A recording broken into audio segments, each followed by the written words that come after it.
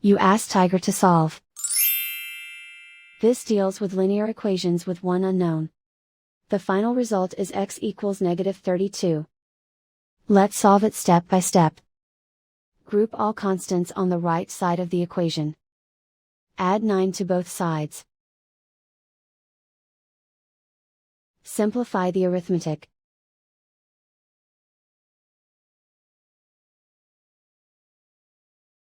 Isolate the x. Multiply both sides by inverse fraction 2/1.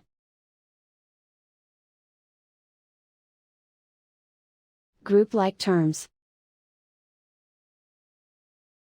Multiply the coefficients. Simplify the fraction. Simplify the arithmetic.